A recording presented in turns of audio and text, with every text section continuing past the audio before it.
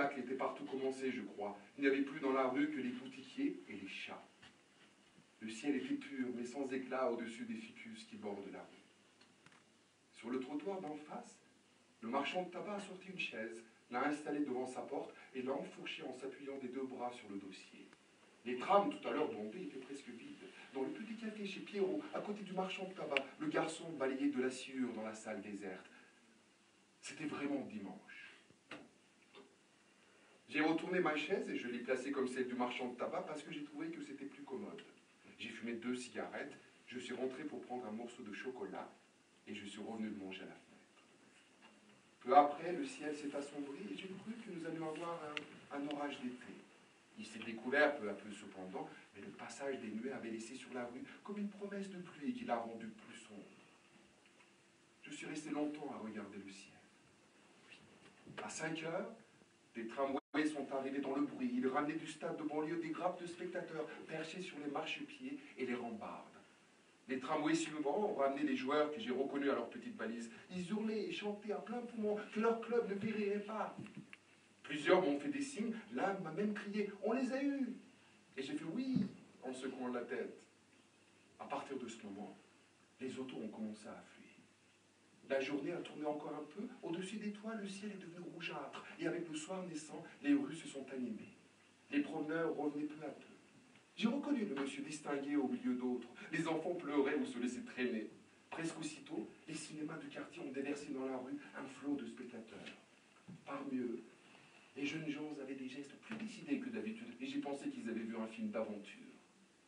Ceux qui revenaient des cinémas de la ville arrivèrent un peu plus tard. Ils semblaient plus graves. Ils riaient encore, mais de temps en temps, ils paraissaient fatigués et songeurs. Ils sont restés dans la rue, allant et venant sur le trottoir d'en face. Les jeunes filles de quartier en cheveux se tenaient par le bras. Les jeunes gens s'étaient arrangés pour les croiser et ils lançaient des plaisanteries dont elles riaient en détournant la tête. Plusieurs d'entre elles, que je connaissais, m'ont fait des signes. Les lampes de la rue se sont alors allumées brusquement et elles ont fait pâlir les premières étoiles qui montaient dans la nuit. J'ai senti mes yeux se fatiguer à regarder ainsi les trottoirs avec leur changement d'hommes et des lumières. Les lampes faisaient luire le pavé mouillé et les tramways, à intervalles réguliers, mettaient leurs reflets sur des cheveux brillants, un sourire ou un bracelet d'argent. Peu après, avec les tramways plus rares et la nuit déjà noire au-dessus des arbres et des lampes, le quartier s'est vidé insensiblement, jusqu'à ce que le premier chat traverse lentement la rue de nouveau déserte. J'ai pensé alors qu'il fallait dîner. J'avais un peu de mal au cou d'être resté longtemps appuyé sur le dos de ma chaise. Je suis descendu acheter du pain et des pâtes. J'ai fait ma cuisine et j'ai mangé debout. J'ai voulu fumer une cigarette à la fenêtre, mais l'air avait fraîchi et j'ai eu un peu froid. J'ai fermé mes fenêtres et en revenant, j'ai vu dans la glace un bout de table où ma lampe à alcool voisinait avec des morceaux de pain.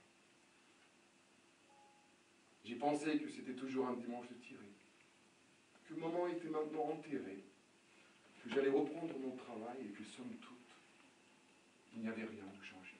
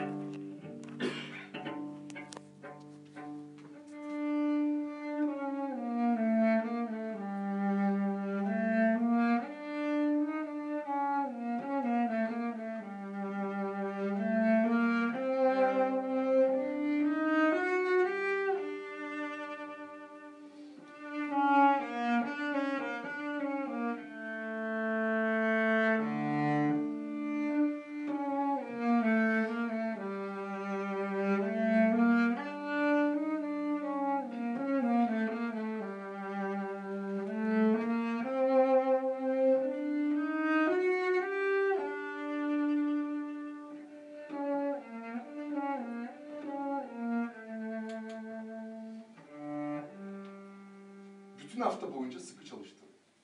Raymond gelip mektubu yolladığını söyledi. Emanuel'le ilk defa sinemaya gittim. Perdede olup bitenleri her zamanki gibi anlamadım. Böyle olunca benim anlatmam gerekti. Dün cumartesiydi. Önceden kararlaştırdığımız gibi Mari geldi. Onu çok arzuladım. Çünkü kırmızı beyaz çizgili bir elbise, deri sandaletler giymişti. Elbisenin altından taş gibi memeleri belli oluyor. Güneşin verdiği esmerlik yüzünden çehresi çiçek gibi görünüyor. Bir otobüse binip Cezayir'den birkaç kilometre uzaktaki kayalar arasına sıkışmış, kara tarafından da sazlarla çevrili bir plaja gittim. Saat 16 olduğu için güneş fazla sıcak değildi ama uzun ve tembel dalgalarıyla su ılıktı. Marie bana bir oyun öğretti. Yüzerken dalgaların doruklarından ağzına biraz su alıp bütün köpüğü ağzında topluyorsun. Sonra sırt üstü yatıp ağzındaki suyu gökyüzüne doğru fışkırtıyorsun. O zaman sanki ağzından köpüklü dantel çıkıyor, havada kayboluyor ya da ılık bir yağmur halinde yine yüzüne dökülüyordu. Fakat aradan biraz geçince tuzun acılığı ağzımı yakmaya başladı. O sırada Marie yanıma geldi, suyun içinde bana yapıştı, dudaklarını dudaklarıma bastırdı. Dili dudaklarımı serinletiyordu. Bir süre dalgaların içinde yuvarlandım. Kumsalda giyindiğimiz sırada Marie bana bakıyordu. Gözleri parlıyordu. Ben de onu öptüm. Ondan sonra hiç konuşmadık. Onu kendime doğru çekip tuttum ve bir otobüse bulup şehre dönmek, evime gelmek, yatağıma atılmak için acele ettim. Penceremi açık bırakmıştım. Yaz gecesinin esmer vücutlarım üzerinden akıp gidişini hissetmek çok hoştu.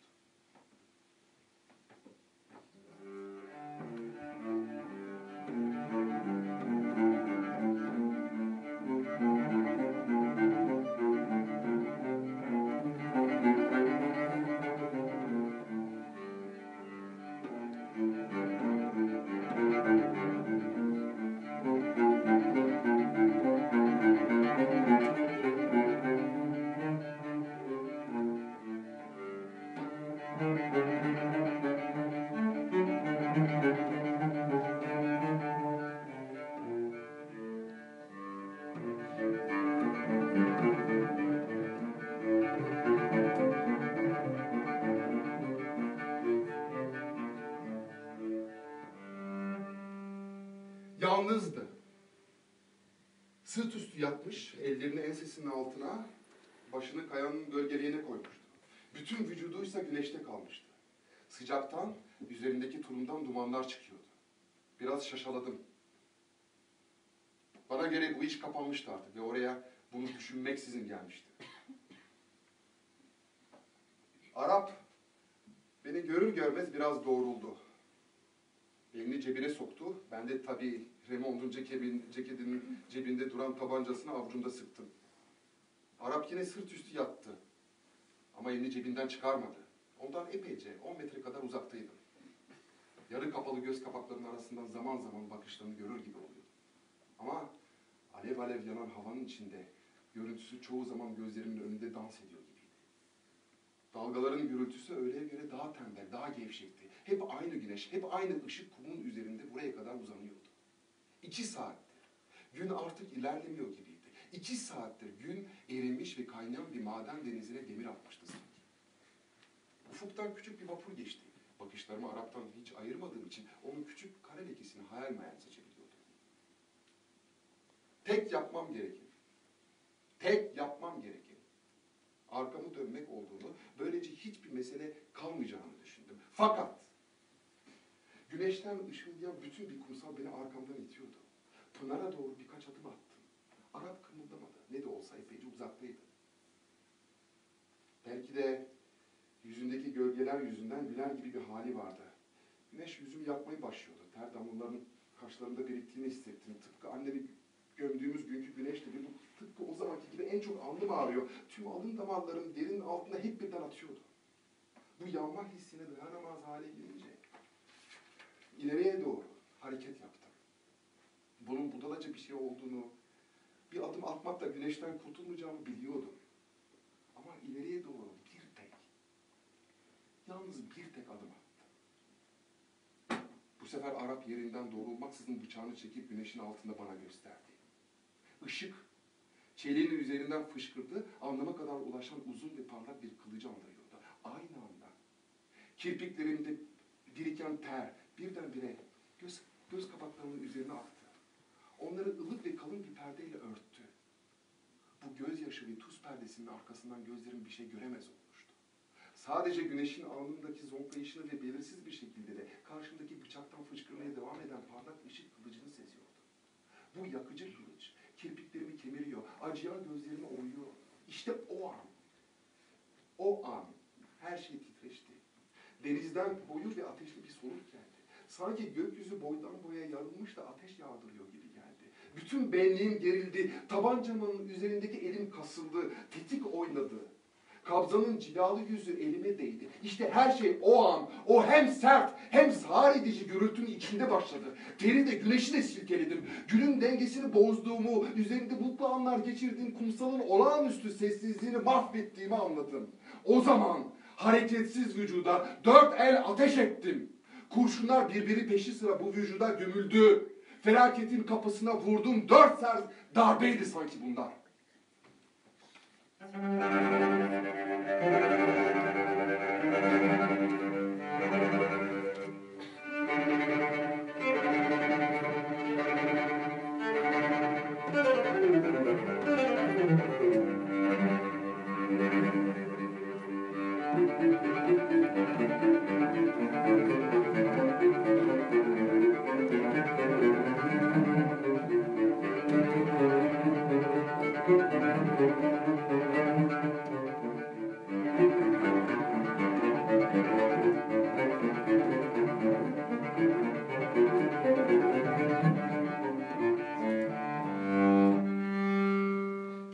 Mahkeme heyeti geri geldi.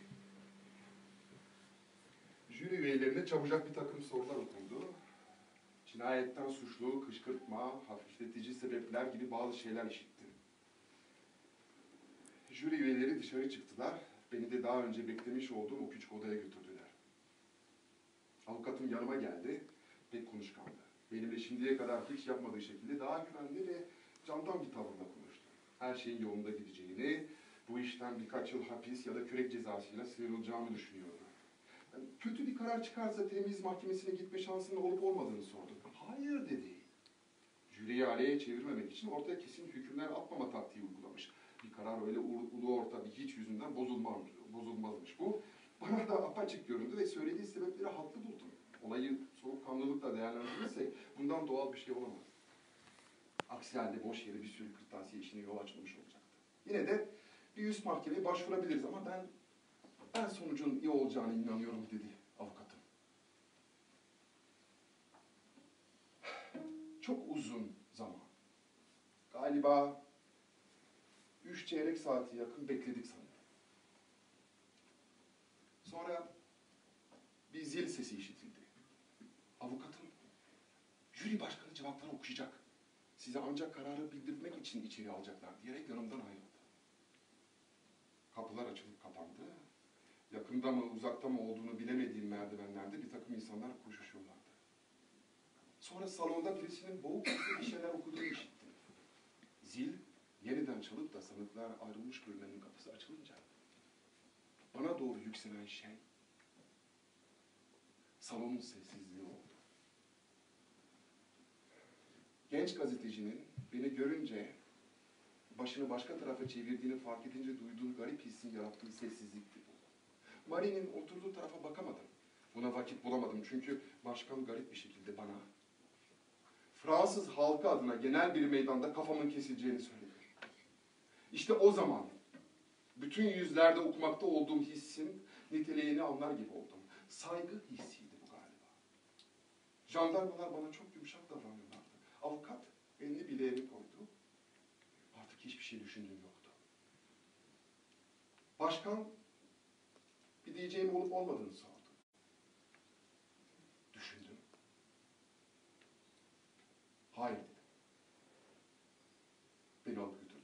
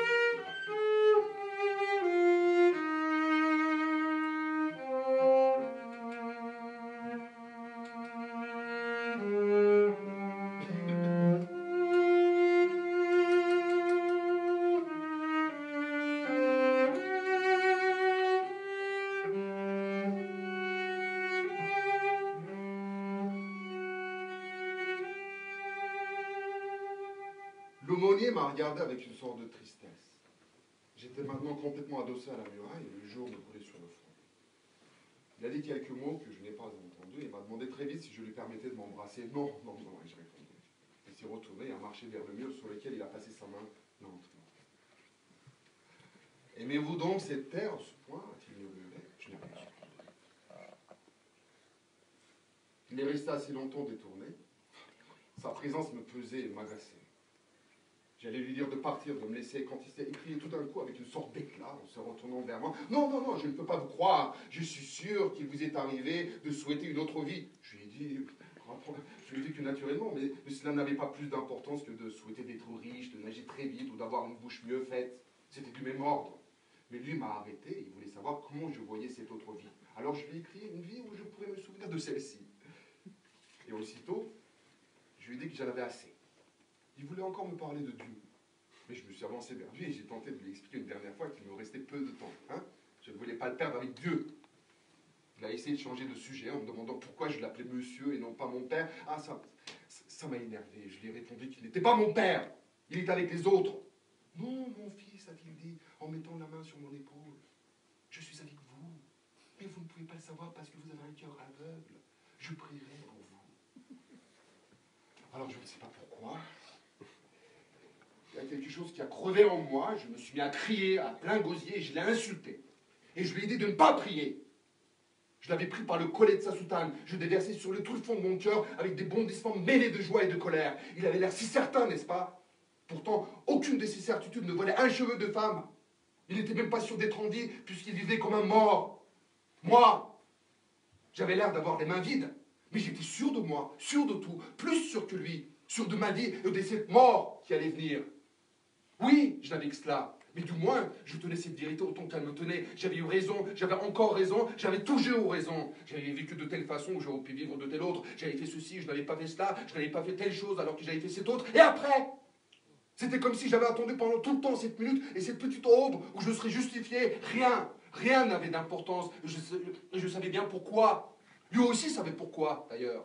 Du fond de mon avenir, pendant toute cette vie absurde que j'avais menée, un souffle obscur remontait vers moi à travers des années qui n'étaient pas encore venues, et ce souffle égalisait sur son passage tout ce qu'on me proposait alors dans les années pas plus réelles que je vivais. Tu m'importais la mort des autres, tu m'importais l'amour d'une mère, tu m'importais son Dieu, les vies qu'on choisit, les destins qu'on élit, puisqu'un seul destin devait m'élire moi-même. Et avec moi des milliards de privilégiés qui, comme lui, se disaient mes frères. Comprenait-il? Et comprenait-il donc? Tout le monde était privilégié. Il n'y avait que des privilégiés. Les autres aussi, on les condamnerait un jour. Lui aussi, on le condamnerait. Qu'importe si, accusé de meurtre, il était exécuté pour n'avoir pas pleuré à l'enterrement de sa mère. Le chien de Salamano valait autant que sa femme. La petite femme automatique était aussi capable que la parisienne que Masson avait épousée ou que Marie qui avait envie que je l'épouse. Qu'importe que Raymond fût mon copain autant que Céleste qui valait mieux que lui. Qu'importe que Marie donna aujourd'hui sa bouche à un nouveau meursault, hein, comprenait-il donc se condamner, et que du fond de mon avenir, j'ai tout fait en criant tout ceci, mais déjà, on m'arrachait l'aumônier des mains et les gardiens me menaçaient. Lui, cependant, les a calmés et m'a regardé un moment en silence. Il avait les yeux pleins de larmes. Il m'a regardé. Il s'est détourné et il a disparu. Lui parti, j'ai retrouvé le calme. J'étais épuisé et je me suis jeté sur ma couchette. Je crois que j'ai dormi parce que je me suis réveillé avec des étoiles sur le visage. Des bruits de campagne montaient jusqu'à moi. Des odeurs de nuit, de terre et de sel rafraîchissaient mes tempes. La merveilleuse paix de cet été endormi entrait en moi comme une marée. À ce moment, et à la limite de la nuit, des sirènes ont hurlé. Elles annonçaient des départs pour un monde qui maintenant m'était à jamais indifférent. Pour la première fois, depuis bien longtemps, j'ai pensé à maman. Il m'a semblé que je comprenais pourquoi à la fin d'une vie, elle avait pris un fiancé, pourquoi elle avait joué à recommencer, là-bas. Là-bas aussi, autour de cet asile où des vies s'éteignaient, le soir était comme une trêve mélancolique. Si près de la mort, maman devait s'y sentir libérée et prête à tout revivre. Personne n'avait le droit de pleurer sur elle. Et moi aussi, je me suis senti prêt à tout revivre. Comme si cette grande colère m'avait purgé du mal, vidé d'espoir devant cette nuit chargée de signes et d'étoiles. je m'ouvrais pour la première fois à la tendre indifférence du monde, de l'éprouver si pareil à moi, si fraternel enfin. J'ai senti que j'avais été heureux, que je l'étais encore, pour que tout soit consommé, pour que je me sente moins seul. Me restait à souhaiter qu'il y ait beaucoup de spectateurs le jour de mon exécution et qu'ils m'accueillent avec des cris de haine.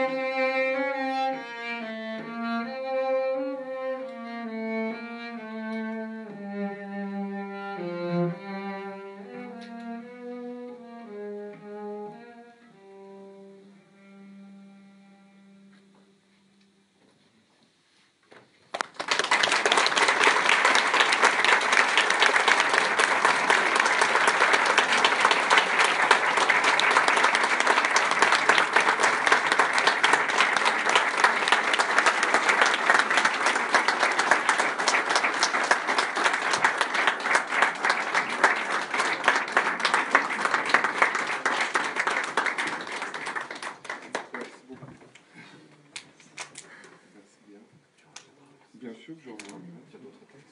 Bah oui, on va travailler d'autres textes puisque ça marche très très bien. C'est un concept. Bah, ça marche bien, je trouve. Tu veux dire peut-être quelques mots? Bah, je sais pas, on m'a toujours. J'adore le public d'Ankara. On dit toujours, quand on vient du centre, que le public d'Ankara est très à l'écoute et différent de. C'est vrai, c'est toujours très agréable ici de lire ou de jouer une pièce. Yani Ankara'ya gelmekten çok her zaman çok mutlu oluyorum. Az önce de röportaj yaptım. Ankara'da gerçekten de seyircisi farklı diyorlar. Evet öylesiniz. Çok böyle dinleyen bir seyirci ve böyle bir edebiyatı da burada hani önümüzde Murat'la beraber okumak ve şey yapmak çok gurur verici bir şey. Çok, bizim için çok keyifliydi. Umarım sizin için de öyle geçmiştir.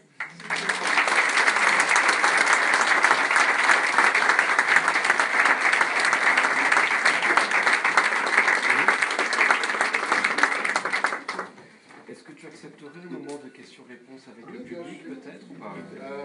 Moi, hani soru cevap ister misiniz diye sordum. Ben tabii ki isterim. On peut prendre un petit moment voilà, pour des questions et des réponses. Hani eser üzerine olursa, bunun üzerine olursa çok sevinirim.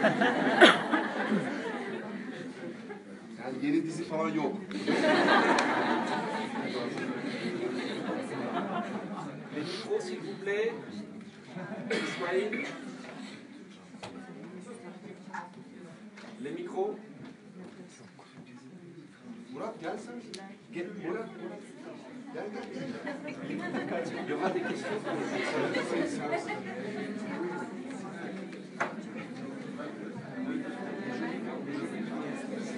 Ya bir de ben gözlüğümü hocam, ben görmüyorum. Pose mes questions.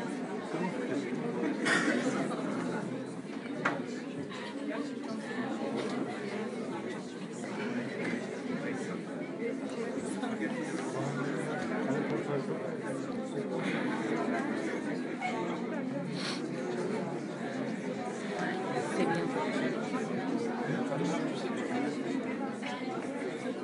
Un, deux, voilà. Un, deux. Voilà. Donc on va prendre le temps pour quelques questions et réponses, s'il vous plaît. Peut-être le directeur. Birkaç soru alabiliriz eserle ilgili. Voilà. Alors qui se lance pour la première question? Allez.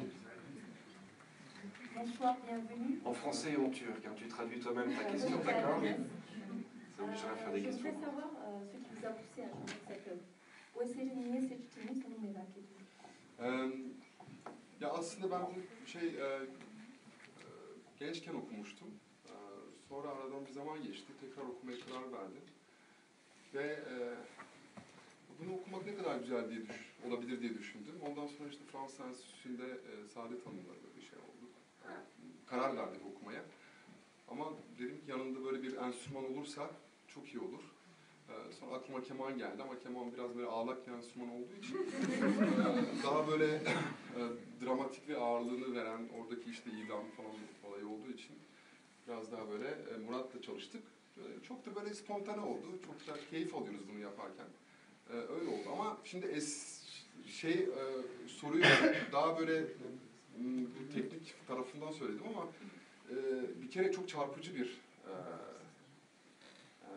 eser bence.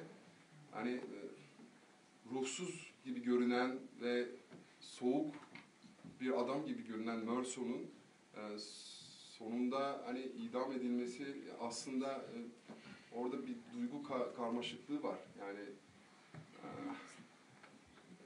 çok aslında roman düz gitse de böyle inanılmaz şekilde insani bir tarafı da var. Bir de tabii yani onu Fransızca böyle yansıtmaya çalıştım ama o kelimelerin birbirleriyle örtüşmesi, özellikle Fransızca'da bu asonanslar ve aliterasyonların beraber böyle kullanılması, buna böyle bir şiirsel bir hal veriyor romana. Ve roman da böyle daha edebi hal alıyor. Ve bence zaten burada Camus'un kaleminin güçlüğü de orada zaten. Ve bu beni böyle inanılmaz şekilde duygulandırdı. Merci pour la réponse. Quelques mots en En français, français, peut-être, pour résumer. De toute façon, c'est indiscutable. Hein, l'écriture de Camus est vraiment très profond. Donc, et puis, l'histoire de Meursault, en fait, même si on a l'impression que c'est quelqu'un qui est insensible, qui est inhumain, comme le disent pendant le procès, et on voit que à la fin de sa mort, c'est pas parce qu'en fait il a pleuré, il n'a pas pleuré devant la tombe de sa mère que ça fait de lui quelqu'un d'inhumain. En fait, c'est la question qu'on se pose, est-ce qu'on a le droit de punir quelqu'un parce qu'il est insensible ou alors parce qu'il a tué quelqu'un gratuitement, comme ça, pour rien. Donc c'est quelque chose qui se discute en fait. Et donc il y a un point d'interrogation à la fin. Et ça me rappelle des films ou d'autres sujets là-dessus qui ont été faits après. Et c'est pour ça que c'est en même temps un livre sur la cruauté, mais en même temps l'absurdité de la cruauté. C'est très complexe. On peut en discuter des heures. Et quand on ajoute à cela effectivement l'écriture de Camus, qui lui donne une ligne littéraire, un sens littéraire, avec cette poésie quelquefois justement.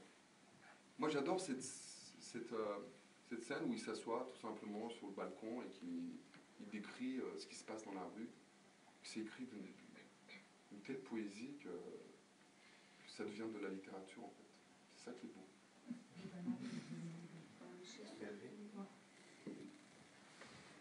Alors, premièrement, j'aurais tellement aimé travailler ce texte avec vous en tant que metteur en scène. Je vais dire yönetmen olarak bu parçayı sizinle çalışmayı çok isterdim. En fait, je vais vous poser quelques questions techniques si vous me permettez. Par rapport au choix de musique et puis par rapport au choix d'acteurs, hem teknik bir soru müzik parçası seçme açısından hem de oyunculuk açısından. En fait, c'est vrai que les choix de musique, ça par rapport il y a avec la tension de l'acteur. Parce qu'il y avait déjà vos corporels gestuels, donc en fait c'est un préparateur. En fait, je vais poser ma question, votre préparation mentale et interne, Parce que déjà, le geste... Ah ben je sais pas ce que je fais, moi. Alors, j'ai vraiment bien observé, en fait, quand il a joué Vivaldi, déjà... Alors, vous, déjà, en fait, vous préparez mentalement... comment dire, on sent en fait petit à petit qu'il y a un nom qui va en fait dans la chute. Et moi, ma question que je veux vraiment poser, en fait, c'est la respiration. Parce qu'en fait, nefes almayla ilgili soru soracağım. Çünkü bir aktörün en önemli aslında oyunculuk açısından önemli şeyi nefes alma, nefes şeyi. Parce que en fait, dans cette pièce, c'est vraiment, on voit un homme qui court vraiment haut et puis la chute de cet homme. Donc, est-ce que vous avez fait un travail particulier ou pas par rapport à ça ou pas? En fait, je sais qu'il y a des techniques de lecture.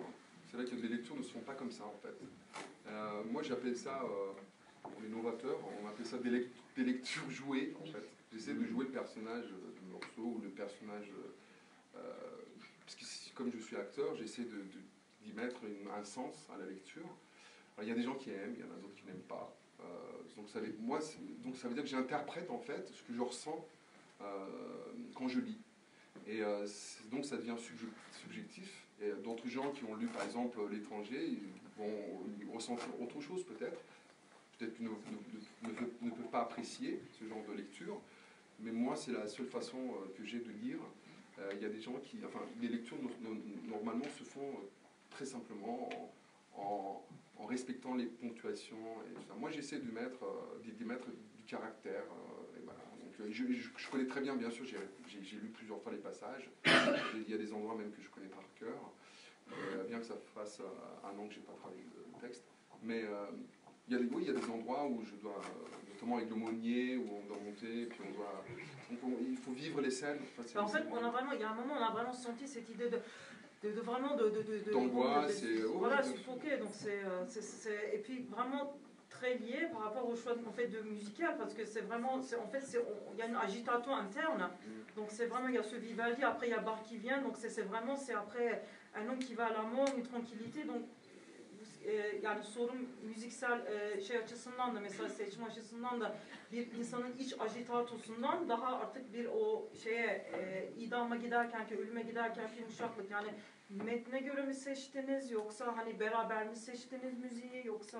Beraber seçtik ama Cansel bunu okurken yaşadığı için ben de o andaki hislere göre, yani her şeyimiz böyle şunu çalacağız, bunu çalacağız değil. Yani o hislere istinaden ben bazen kendi kafamdan çalıyorum. Yani Cansel çünkü yaşıyor bunu. Yani okurken yaşadığı için yani bana öyle hissettiriyor. Sizlere de herhalde öyle hissettirdi. Onun için o anda benim içimden gelen bir şey de çalıyorum. Hani burada böyle her şeyi bunu çalacağım diye değil. Peki ne o andaki his ama biz prova ne kadar sürdü şey için? La durée en fait de az répétition. prova yapmadık yani. Ya geçen sene bayağı yapmıştık. Bu sene biraz daha bildiğimiz için tabii yaptık yani ama yani geçen sene bayağı yapmıştık yani. Yani hislerimiz birbirine çakışıyor galiba. Ben onu hissettim yani. Cansel'le bunu beraber yapmak, ne bileyim, o hissederek okuduğu için Kafana göre çal diyorum ben ona. Şunu çal bunu çal demiyorum. Onun da eğlenmesi lazım.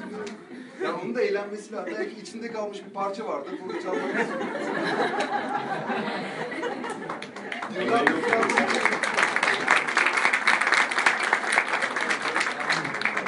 Oui, moi bonsoir. Moi j'ai apprécié la performance bilingue parce que c'est vraiment pas évident.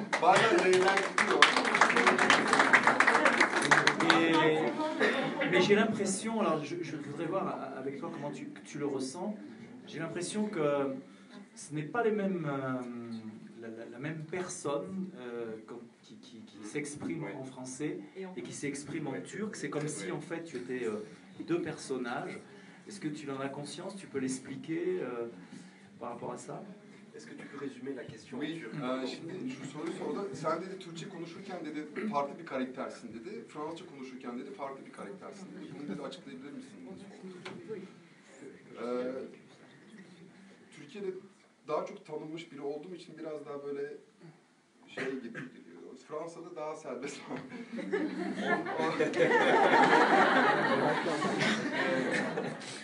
Yani Türkçe'de dediğimi daha çok dikkat ediyorum. Yok, ondan değil. Belki şeyden kaynaklanıyor olabilir. Bunu tercüman şeysi yapılmıştı. Fransız Enstitüsü'de İstanbul'da bir panel vardı. Tercümanlık nedir diye. Tercümanlık üzerinde. Yani bir tercümanların, yani bir insanın bir tane ana dili vardır. Ve o dil her zaman birisi, öbür dilden daha üstündür, daha çok şey yapar. Benimki Fransızca mı, Türkçe mi şu anda bilmiyorum. Yani böyle arasında kaldım. Tam böyle artık böyle belliye gelmeye başladı. İlk önce benim Fransızca ana dilimdi. Şimdi Türkçem biraz daha şey oldu. O yüzden oradan kaynaklanabilir. Tabii ki beden dili de değişiyor. En français, on est un peu plus minimaliste que quand on est en turc, parce que peut-être il y a moins de mots et en turc pour s'exprimer. C'est pourquoi on utilise plus de gestes corporels. Mais en français, on n'a pas besoin d'utiliser beaucoup de céder du corps et des mimiques, parce que la langue française est tellement beaucoup plus riche, et puis elle est beaucoup plus poétique, enfin, en l'occurrence dans cette œuvre. Mais par exemple, quand on lit des Sabahattin Ali, par exemple, en turc, c'est beaucoup plus poussu, beaucoup plus littéraire. Et là aussi, peut-être, on peut utiliser un langage beaucoup plus minimaliste. Mais je pense que ça vient de là, en fait. Donc, je parlais beaucoup d'assonance et d'allitération. Les mots sont vraiment bien choisis, bien définis. C'est ce qui rend l'œuvre littéraire, en fait. Et c'est ce que je ressens dans le cabinet. Et c'est peut-être parce qu'on a moins de mots en turc, ou alors, en fait, on ne sait pas qu'on a moins de mots, c'est que moi, je connais moins de mots. J'ai pas encore de connaissances suffisamment... je ne connais pas suffisamment le turc littéraire, en fait. Donc, mais là-dessus, en fait, je le trouve particulièrement bien traduit, par contre. Je trouve qu'en turc, il est très très bien traduit. Je sais pas. Mais vous étiez plus à l'aise en français qu'en turc, au niveau de jeu d'acteur et de corporel, je pense aussi ça, c'est vraiment, même au niveau de respiration, ça vraiment, je peux voir la différence, vraiment c'est... Donc ma langue maternelle, c'est le français. Oui, ça reste le français. J'adore le français. C'est une des plus belles langues au monde. Rien que pour ça, vous allez être réinvité, vous savez. Est-ce qu'il y a une autre question, s'il vous plaît, de la salle? Oui, madame, pardon, et après, monsieur qui est juste derrière, je crois. Madame, il faudra bien faire attention à résumer, si tu peux, en quelques phrases, le sens de la question en français. İyi akşamlar, Oyan Baydın ismim. Ben 60 yaşında Hacettepe Üniversitesi Fransız Dili ve Edebiyatı bölümünü çok iyi bir dereceyle bitirdim Haziran ayında. Şimdi siz burada bu söyleşiyi yaparken benim aklım hep orada, Hacettepe Üniversitesi'nin bir salonunda sizi orada görmek, oradaki talebelerle de bu söyleşiyi yapmanızı çok arzu ederdim. Ama buna nasıl fırsat buluruz bilmiyorum. Çünkü Albert Camus'u orada 1. sınıfta tanımaya başlıyoruz. Bu etranjeyi de ilk dönemde okuyoruz. Ben de öyle okudum. Ayrıca sizin bu Fransızca, Türkçe mi acaba hangisinde daha iyi diye bence seçtiğiniz pasajlarda, mesela Fransızca okuduğunuz hapishanedeki o perle görüşmelerinde mesela o sahne gerçekten Fransızca olmalıydı. Siz de onu çok güzel yaptınız. Şimdi önce söylediniz, siz bizim gönlümüzde Hatırla Sevgili gibi bir diziyle takılmış bir sanatçısınız. Yok, çok güzel, hakikaten geçmişten günümüze kadar çok güzel bir diziydi o. İkincisi, mesela nasıl diyeyim, bu etranjeyi toparlayamadım kelimeyi de şimdi Fransızca'da şey yapıyorum. Hakikaten sizi üniversitede de görmek isteriz, kısa keseyim. Acaba buna imkan olur mu ya da size ulaşılıyor mu? Mesela orada tarih bölümünde 4 yıl ben okudum Fransız Edebiyatı'nın, ama İlber Ortaylı bir kere geldi tarih bölümüne mesela. Sizin gibi sanatçılara ulaşılabilir mi? Tabii.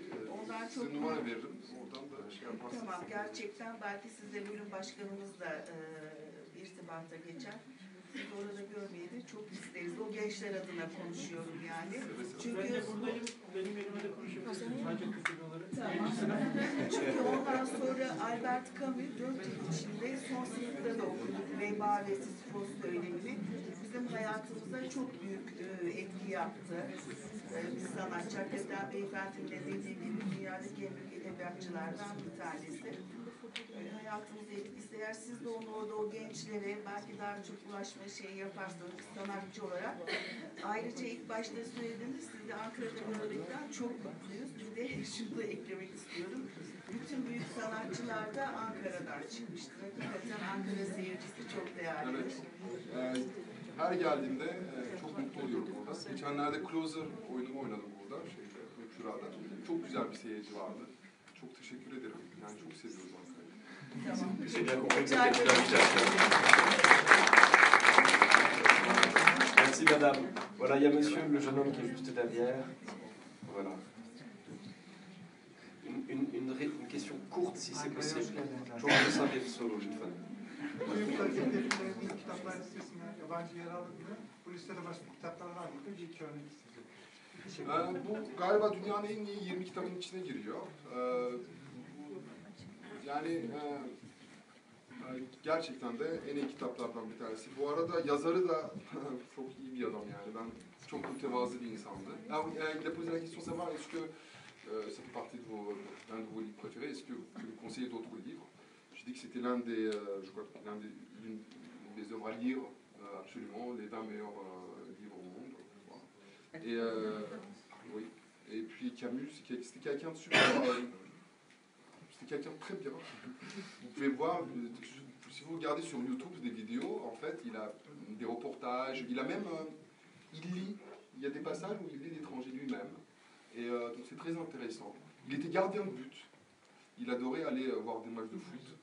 Et il avait une vision, quand on lui a donné le prix le Nobel, il a dit pourquoi vous pensez qu'on vous a donné le Nobel? Il a dit que c'est parce qu'il était jeune et qu'il n'y avait personne d'autre, et qu'il n'y avait que lui qui était... C'était vraiment quelqu'un de très très modeste. Et son discours du prix Nobel est extraordinaire, il était enregistré. Oui, voilà. D'ailleurs, Pierre-Yves, non. Non mais j'aimerais bien que vous interveniez aussi là-dessus, sur le qu'est-ce qu'il a dit. Il y a Pierre-Yves qui nous le lit de temps en temps, voilà, le discours du prix Nobel, et c'est vrai. Mais vous ne pouvez pas, vous avez quelques passages, moi je suis très curieux de savoir, vous avez... Non mais j'aimerais... Il peut? Oui, s'il veut. Non mais j'aimerais bien, parce que moi je connais pas. Pied, oui. Allez, pied.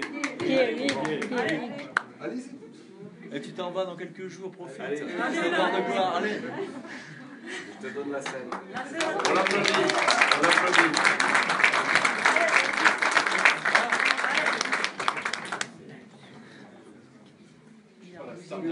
Non mais c'est pas... C'est la star, c'est Camus. C'est pas nous. C'est pas du tout prévu. Non, Camus Nobel ödülü aldığında yani onun söyleşinden bir bölüm söyleyecek bize. Je connais une petite partie, hein, le début.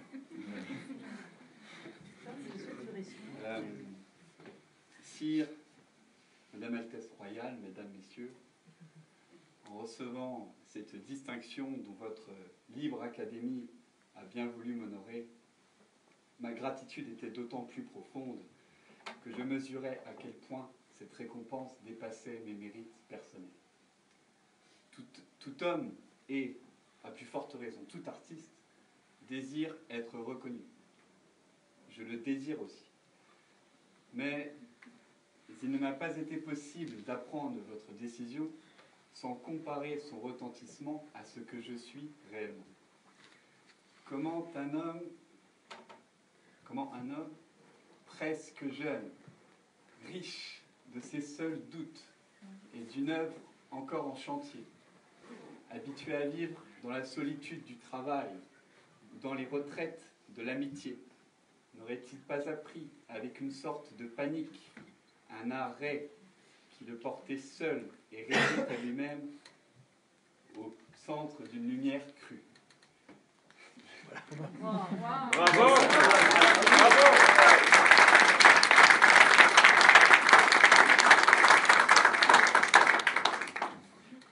De quel cœur aussi pouvait-il recevoir cet honneur à l'heure où en Europe, de nombreux écrivains, et parmi les plus grands, sont réduits au silence, et dans le temps même où sa terre natale connaît un malheur incessant. J'ai connu ce désarroi et ce trouble intérieur. Pour retrouver la paix, il a fallu en somme me mettre en règle avec un sort trop généreux. Et puisque je ne pouvais m'égaler à lui en m'appuyant sur mes seuls mérites, je n'ai rien trouvé d'autre que ce qui m'a soutenu tout au long de ma vie, je veux dire l'idée que je me fais de mon art et du rôle de l'écrivain. Permettez seulement que dans un sentiment de reconnaissance et d'amitié, je vous dise aussi simplement que je le pourrais, quelle est cette idée. Je ne puis vivre personnellement sans mon art, mais je n'ai jamais placé cet art au-dessus de tout. S'il m'est nécessaire, au contraire, c'est qu'il ne se sépare de personne et qu'il me permet de vivre tel que je suis au niveau de tous. L'art n'est pas à mes yeux une réjouissance solitaire. Il est un moyen d'émouvoir le plus grand nombre d'hommes en leur offrant une image privilégiée des souffrances et des joies communes. Il oblige donc l'artiste à ne pas se séparer. Il le soumet à la vérité la plus humble et la plus universelle. Et celui qui souvent a choisi son destin d'artiste car il se sentait différent, apprend bien vite qu'il ne nourrira son art et sa différence qu'en avouant sa ressemblance avec tous. L'artiste se forge dans cet aller-retour perpétuel de lui aux autres, à mi-chemin de la beauté dont il ne peut se passer et de la communauté à laquelle il ne peut s'arracher. C'est pourquoi les vrais artistes ne méprisent rien. Ils s'obligent à comprendre au lieu de juger. Et s'ils ont un parti à prendre dans ce monde, ce ne peut être que celui d'une société où, selon le grand mot de Nietzsche, ne régnera plus le juge, mais le créateur, qu'il soit travailleur ou intellectuel. Bravo!